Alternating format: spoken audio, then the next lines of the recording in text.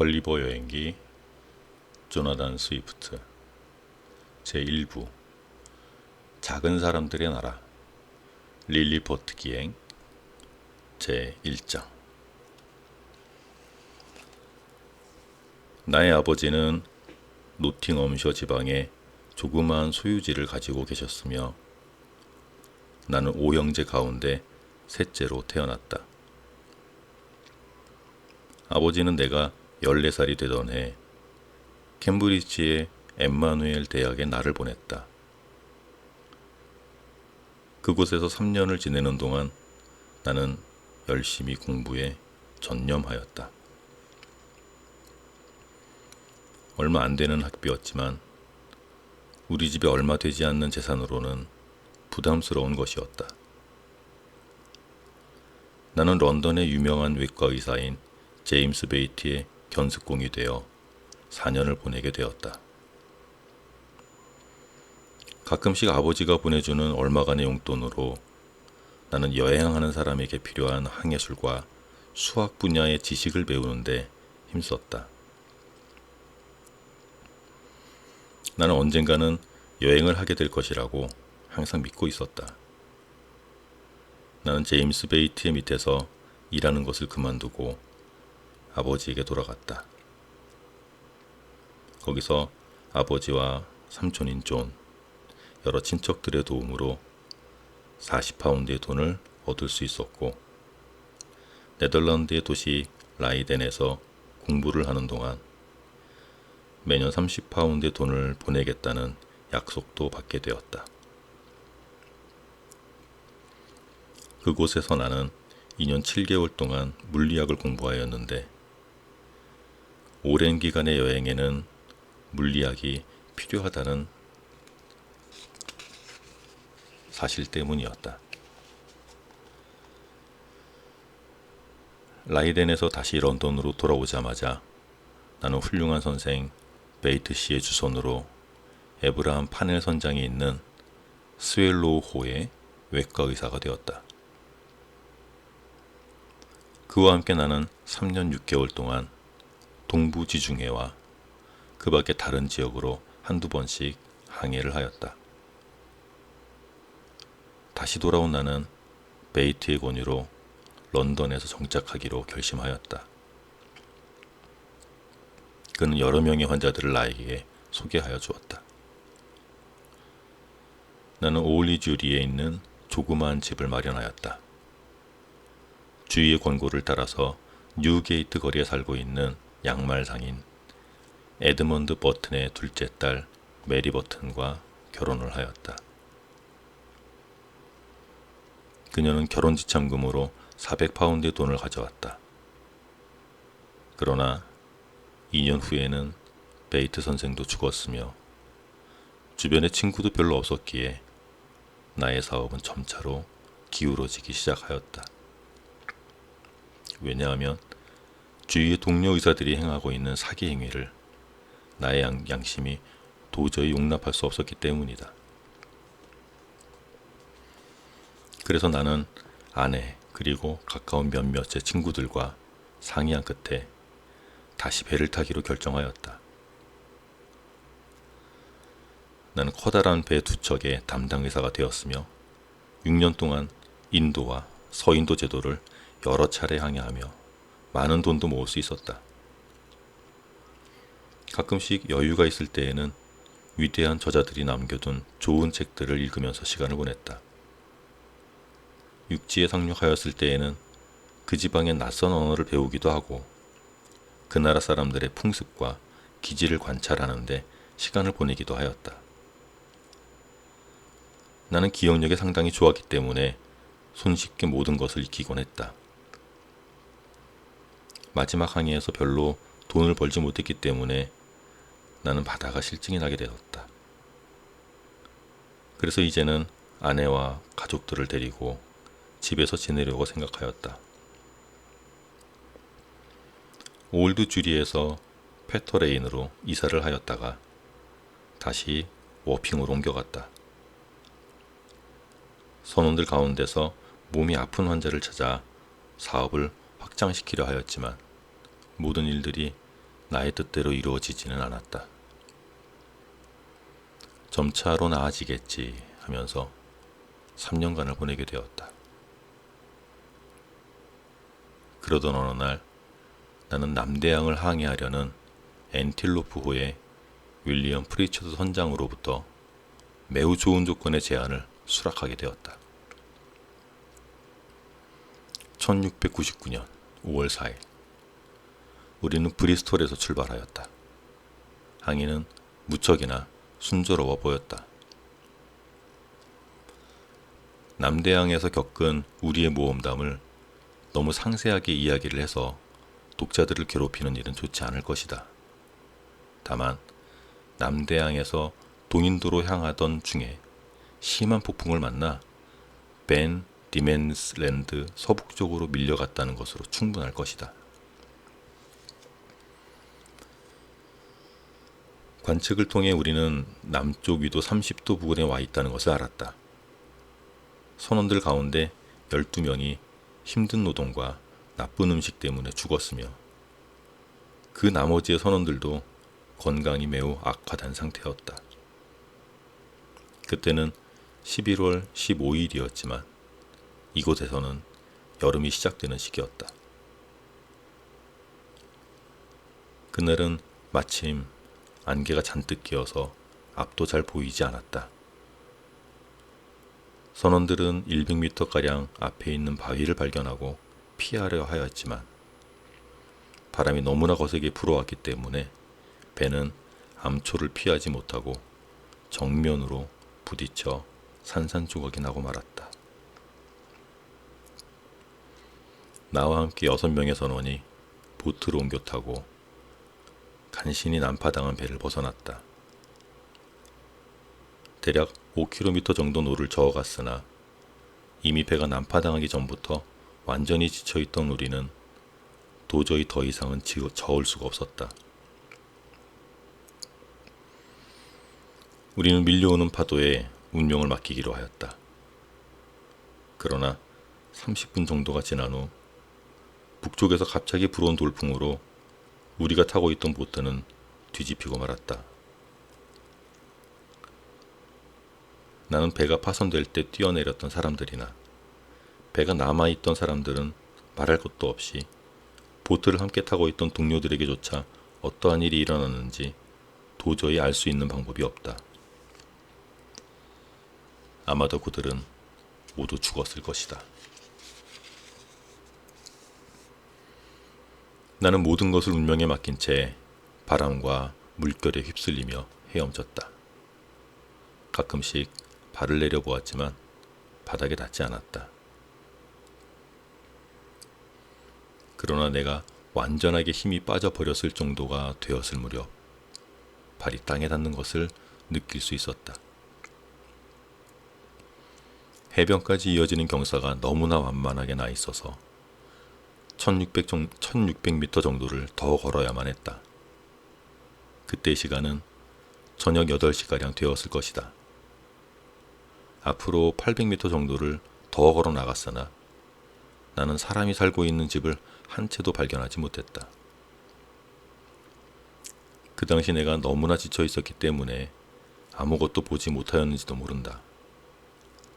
탈진한 상태에다가 날씨도 찌는 듯이 더웠고 배에서 뛰어내리기 전에 마셔두었던 반병가량의 브랜디 때문에 무척 졸리기도 하였다. 무척이나 짧고 부드러운 풀 위에 드러누웠다. 평생 동안 그렇게 깊이 잠들어 본 적은 없었을 것이다. 9시간 이상을 그렇게 누워서 잤다.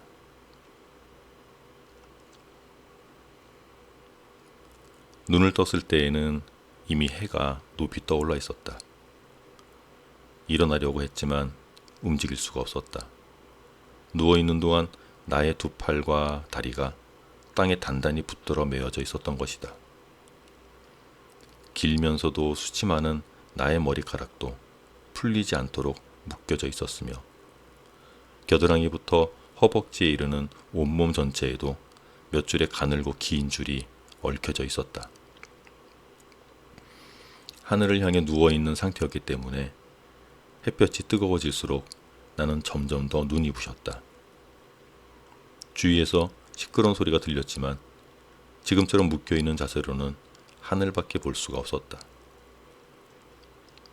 조금 후 나는 왼쪽 다리 위로 살아있는 무언가가 움직이며 조심스럽게 가슴 위로 올라오는 것을 느꼈다. 그것이 거의 턱에까지 다다랐을 때 나는 눈을 아래로 힘껏 돌려서 내려다보았다. 놀랍게도 12cm도 안 되는 작은 키의 사람이 서 있었다. 손에는 활과 화살을 들었고 등에는 전통을 메고 있었으며 그 뒤로도 같은 크기의 사람 40여 명이 뒤따라 올라오고 있었다. 내가 너무나 놀라 큰 소리로 고함을 지르자 그들은 깜짝 놀라 모두 달아났다. 나중에 들은 이야기지만 그들 중 몇 명은 나의 허리에서 뛰어내리다가 다치기도 하였다. 곧 작은 사람들은 다시 돌아왔다. 그들 가운데 한 명은 용감하게도 나의 얼굴 가까이 다가와서 몹시 놀라는 표정을 지었다. 그리고는 손을 높게 쳐들고 눈을 커다랗게 뜨면서 뚜렷한 목소리로 해키나 대굴 이라고 소리쳤다. 다른 사람들 역시 그 말을 몇 번이나 반복하였으나 나는 그 말이 무엇을 의미하는 것인지를 몰랐다. 독자들이 잘 알다시피 나는 계속해서 불편한 자세로 누워 있었다. 운이 좋게도 몸을 뒤척이다가 묶은 것이 느슨해지는 바람에 줄을 끊을 수가 있었다. 나는 왼팔을 움직여서 땅에 박혀있던 말뚝들을 뽑았다. 그것을 얼굴 가까이 쳐들고 보니 그동안 내가 어떻게 묶여 있었던 것인지 알 수 있었다. 하지만 그 순간 나는 갑자기 머리카락을 심하게 잡아당기는 아픔을 느꼈다. 나는 팔을 움직여서 머리의 왼쪽을 묶어두었던 줄을 조금씩 늦추었다. 그렇게 해서 약 5cm 정도 고개를 돌릴 수 있게 되었다. 그러나 이 조그마한 사람들은 내가 잡기도 전에 다시 도망쳤다. 어디선가 아주 사납고 커다란 고함소리가 들렸다. 고함소리가 그치자 작은 사람들 가운데 한 명이 톨고 푸낙 하고 크게 소리를 질렀다. 갑자기 나의 왼손을 향하여 무수히 많은 화살이 쏟아졌다. 바늘같이 조그마한 많은 화살이 손에 박혔다. 작은 사람들은 다시 한번 많은 화살들을 하늘을 향해 쏘아대었다. 그 모습은 마치 유럽의 사람들이 대포를 쏘는 것 같았다. 많은 화살이 내 몸 위에 쏟아졌지만 나는 느낄 수가 없었고 단지 몇 개만을 얼굴에 맞았을 뿐이다. 나는 왼손으로 얼굴을 가렸다. 소나기와도 같았던 화살의 대공세가 그치자 나는 몸이 몹시 아프고 신세가 처량해서 신음소리를 내었다. 그리고는 묶여있는 몸을 풀기 위하여 몸부림쳤다. 그들은 먼저 번보다도 더 많은 화살을 쏘아대었다. 몇 명은 창을 들고 허리를 찌르려고 했다. 다행스럽게도 물소가죽으로 만든 상의를 입고 있었기에 크게 다치지는 않았다.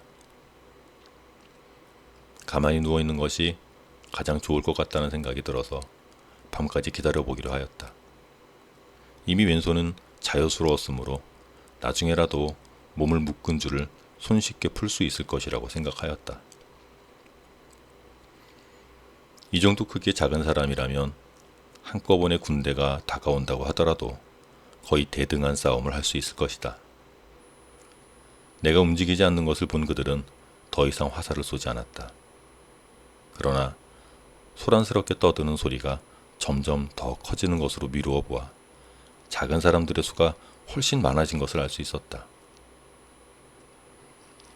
오른쪽 귀에서 약 4m 떨어진 곳에서 작은 사람들이 무슨 일을 하는지 작업을 하는 소리가 1시간 동안 끊이지 않고 들려왔다.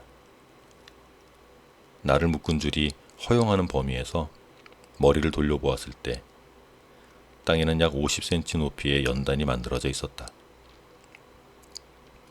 그곳에는 작은 사람 4명이 올라설 수 있을 만한 자리가 마련되어 있었고 누군가가 올라오기 위한 사다리도 2~3개 세워져 있었다.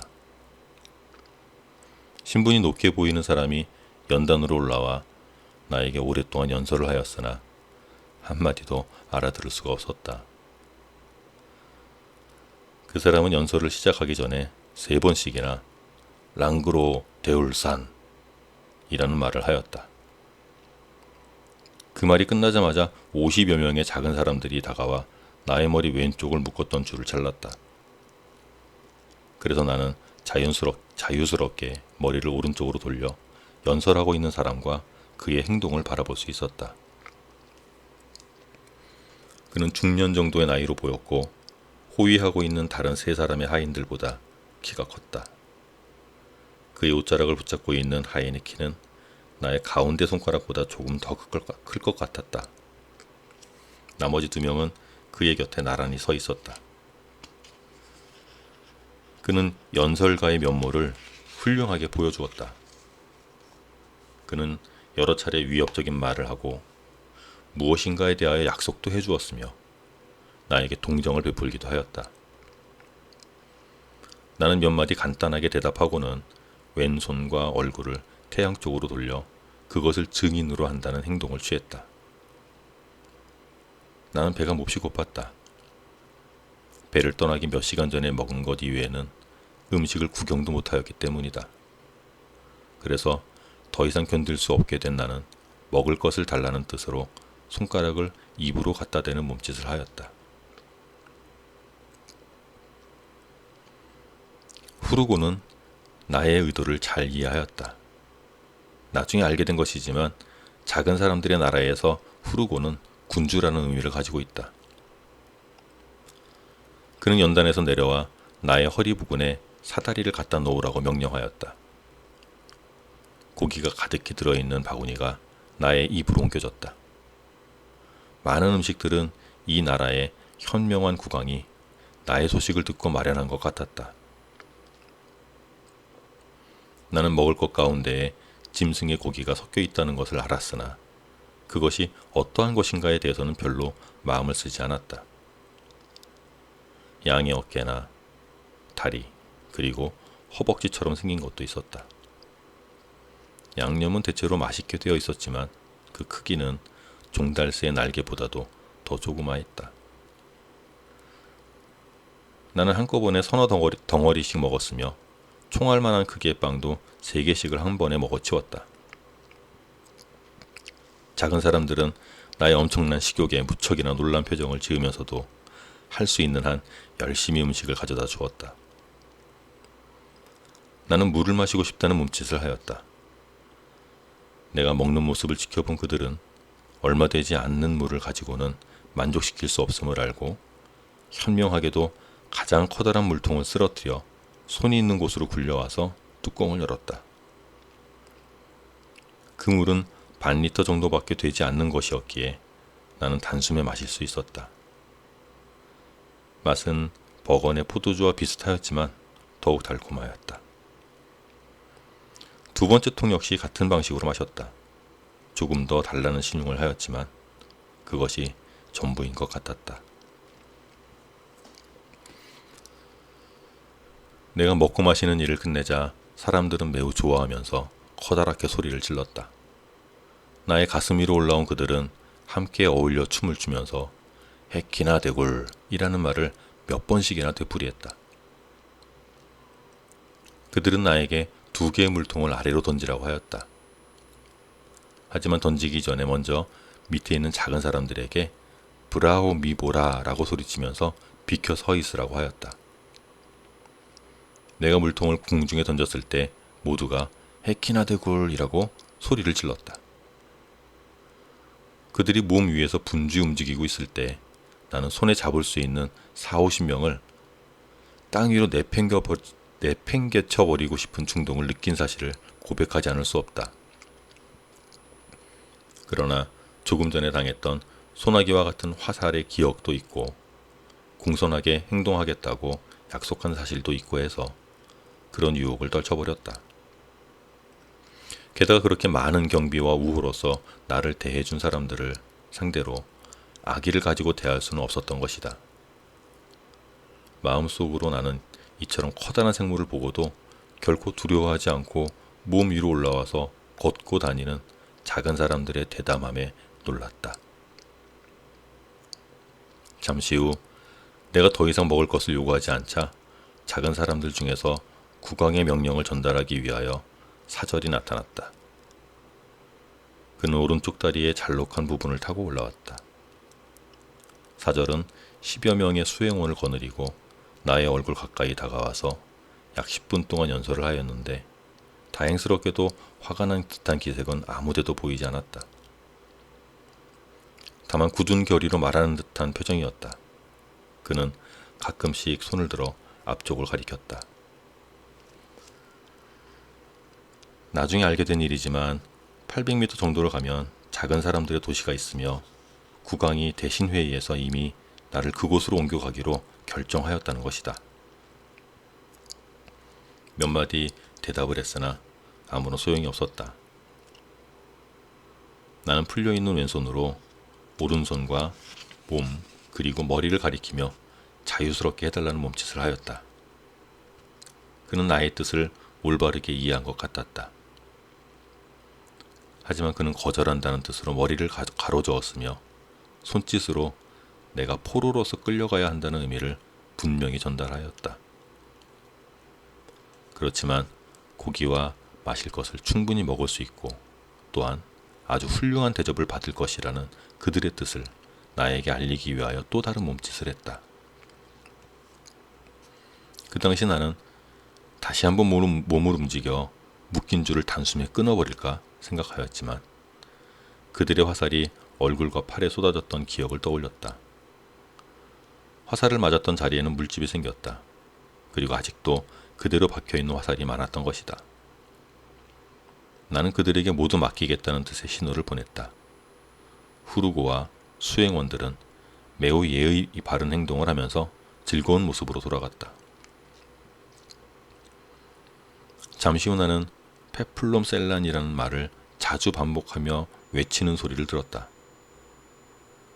굉장히 많은 사람들이 몰려들어 나의 왼쪽을 묶고 있던 줄을 느슨하게 풀어주었다. 그래서 나는 오른쪽으로 몸을 돌려 굉장히 많은 양의 소변을 볼 수가 있게 되었다. 내가 소변을 보려고 하는 몸짓을 알게 된 작은 사람들은 매우 놀랐다. 그들은 곧 양편으로 갈라져서 큰 소리를 내며 쏟아지는 오줌줄기를 피했다. 이보다 얼마간 앞서서 그들은 향기가 나는 어떤 약을 얼굴과 두 팔에 발라주었는데 조금 지나자 화살을 맞았던 곳에 따끔거리는 통증이 없어졌다. 배가 부르고 소변도 보았으며 나를 괴롭히던 아픔도 사라지자 8시간 동안 계속해서 잠이 들었다. 작은 사람들의 나라에 있는 의사들이 국왕의 명령에 따라 음식에 수면제를 섞었기 때문에 그것은 이상할 것이 없었다. 내가 육지에 이르러 잠들어 있는 것이 발견되자 그 사실은 급히 국왕에게 전해졌으며 곧 대신회의에서 나를 묶어두기로 결정하였던 것이다. 그리고 충분한 고기와 마실 것을 보내고 나서 나를 그 나라의 서울로 옮겨갈 준비를 하였다. 이와 같은 해결책은 어쩌면 매우 대담하고 위험스러운 것처럼 보일지도 모른다. 나는 똑같은 상황에 처하게 된다면 유럽의 어느 왕도 이와 같이 하지는 않았을 것이라고 확신한다. 나의 생각에 의하면 그것은 아주 너그러울 뿐 아니라 신중한 것이었다. 만약 작은 사람들이 내가 자고 있는 동안 창과 활을 이용하여 죽이려고 하였다면 나는 먼저 화살의 통증에 잠이 깨었을 것이고 몹시 화가 치밀어 묶어둔 줄도 끊어버렸을 것이다. 대항할 능력이 없는 그들은 나에게서 어떠한 용서도 바랄 수 없었을 것이다. 작은 사람들은 수학이 아주 잘 발달해 있었다. 학문을 좋아하는 것으로 이름이 널리 알려진 국왕의 장녀에 의하여 이들은 상당히 높은 경지에까지 역학을 발전시켰다. 국왕은 통나무나 다른 무거운 것들을 옮겨가기 위해 바퀴가 달려있는 기계를 몇 개 만들도록 하였다. 때로는 2m 70cm라 되는 커다란 군함을 목재가 있는 숲속에서 만들어 300~400m나 떨어진 바다까지 이것을 사용하여 끌어내기도 하였다. 즉시 500명의 목수와 기술자들이 지금까지 만들었던 것보다 더욱 거대한 기계를 만드는 일에 동원되었다. 그것은 땅에서 약 8cm가량 올라가도록 하였으며 길이가 약 2m 10cm 그리고 폭이 약 1m 30cm의 몸체에 22개 바퀴를 달아 움직이도록 만들어진 것이다. 내가 들었던 고함 소리는 이 기계가 도착했을 때 작은 사람들이 지른 것이었으며 내가 땅에 닿은 지 4시간이 지난 다음부터 만들어진 것 같았다. 그것은 내가 누운 것과 수평이 되도록 옮겨져 왔다. 그러나 더욱 어려운 일은 나를 기계 위로 올려놓는 것이었다. 이 작업을 위해 30cm 높이의 장대 80개가 세워졌다. 다음에는 나의 목, 팔, 몸, 다리 등을 붕대로 묶어놔서 그 끝에 갈고리를 달아 튼튼한 끈으로 연결시켰다. 장대의 끝에 연결된 이 끈을 수많은 도르래를 통하여 잡아당기기 위해 900명의 건장한 사람들이 동원되었다. 3시간이 지나지 않아서 나는 그 기계 위로 올려진 채 묶이게 되었다. 이러한 일들은 모두 나중에 듣게 된 것인데 그것은 작업이 이루어지는 동안 내가 수면제로 인해 잠에 깊숙이 빠졌기 때문이었다. 키가 약 12cm 정도인 국왕의 말 1500마리가 나를 수도로 옮겨가기 위해 사용되었다. 수도를 향하여 길을 떠난 지 4시간가량 지난 후에 나는 매우 재미있는 사건으로 잠에서 깨어났다. 기계에 어떤 고장이 나서 고치는 동안에 내가 어떠한 모습으로 잠이 들었는지 보고 싶었던 2~3명의 사람들이 몰래 나의 얼굴 가까이 다가왔다. 그들 가운데서 호송 장교인 사람이 조그마한 창으로 왼쪽 콧구멍을 찔렀다. 마치 지푸라기로 그러는 것처럼 나의 코를 간지럽히는 바람에 나는 심하게 재채기를 하였다. 깜짝 놀란 그들이 재빠르게 도망치는 바람에 나는 그처럼 갑자기 잠에서 깨어나게 된 이유를 3주일 후에서야 알 수 있게 되었다. 우리는 어두워질 때까지 행진을 계속하였다.